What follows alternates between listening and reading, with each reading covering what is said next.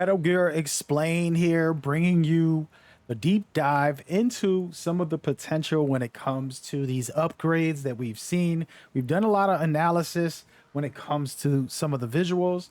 We've done analysis with the actual gameplay, but I want to dive a little deeper and then also ask the community to share your thoughts on what to expect and what is mandatory. First and foremost, we've known that this remake, Metal Gear Solid Delta Snake Eater, is a true one-to-one for the most part so far. They said the story is going to be the same. They said that they're keeping the fundamental overall essence and experience of the game. And then we watching some of the footage as far as the level design and environments, pretty much identical, close to it. I promise there'll be some changes in there, guys, but I don't think it's going to be anything too harmful when it comes to that side. But today's topic, we're going to get into the things that I am worried and also hopeful that I think can be the most pivotal for these games. Specifically, if you think about Snake Eater, it is originally the best CQC game that we've gotten. So Metal Gear Solid 1, 2, and then the two originals all had some CQC, but this one allowed you to do so much cool little details. And to me, that is one essence that I think should be in the next game. And I'm hopeful that they'll keep every single aspect of that in there into its detail. Another big factor that I think a lot of us kind of love is the smaller things. So if you haven't eaten in a while, your stomach will growl. But if you destroys the enemy's food supply in that very area, they'll also be like, oh, I'm so hungry, and their stomach will growl. It'll give them away wherever they are, helping you.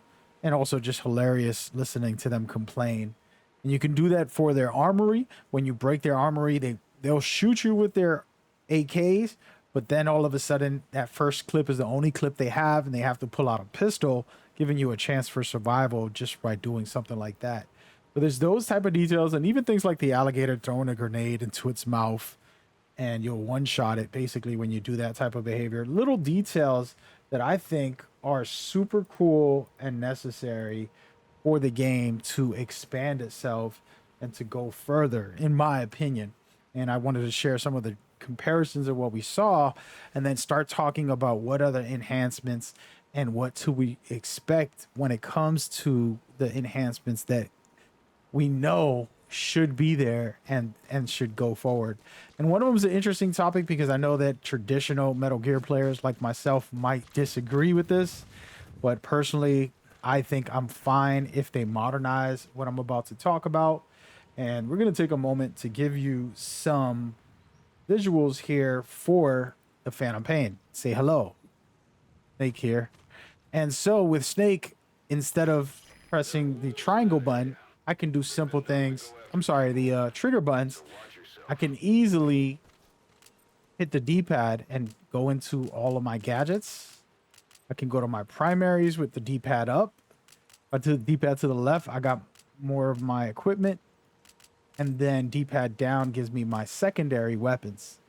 And why is this important is because the original game, you're in the middle of an action and you press the button and it'll freeze everything. And the question I have for the community and for Konami is, will they do this, or will they turn this into what we have in the Phantom Pain, where it's real-time actions? If I want to pull out a different weapon like a sniper, I can do it, but it's going to be in real time. And it's very fluid and easy to do while I'm in motion or anything like that. So it just changes the gameplay because there's no pausing it by selecting a weapon and freezing time. It doesn't exist. So it's a lot modern and more useful, in my opinion, if they did this. And it changes the game to a little more skill based as well. You can't just magically pause. Okay. And then I want to take a moment to talk about this right here. Not Venom, but the mechanics that we saw that did get upgraded guaranteed was originally in the original Snake Eater, you could not crawl and walk, which is such a weird thing to do, by the way, but hey, it's a lot of good leg strength by Snake here. But this is now capable. Now the question is, how will they control other aspects of the game when it comes to everything? So you have the dynamic dodge in this game. You're not going to get that from what we saw, but what will they do? I'm able to switch shoulders, all these little simple things that this game has, I think will be very cool. And an interesting one is you just hearing our buddy here in the Kodak. And the reason I keep pressing it is because, as you could tell, I'm in the game. I don't have to sit around watching a Kodak the whole time. I think that they should implement portions of that. And I'm not sure what you guys think, but this is just my opinion, where they need to be able to make it so that some of the Kodaks are listening while I'm on the move and grooving on a mission. I don't have to stop every second. So, for example, the very intro of the Snake Eater game, after you land, you'll play for like literally 2 minutes, and then all of a sudden you'll be talking to Zero, paramedic. The boss comes out. She tells you her life story, and it's a long Kodak. And the question is, will they cut that down by doing what I just showed you and told you, which can just make the game more fluid for new players? I mean, for me, I already know what to expect with those things, and I'm okay with them. I actually won't have a actual problem with it on a personal note, but we're not talking about personal. We're talking about overall game design. How can I make it better? What can enhance the experience? And I do believe that that's something that they should look into.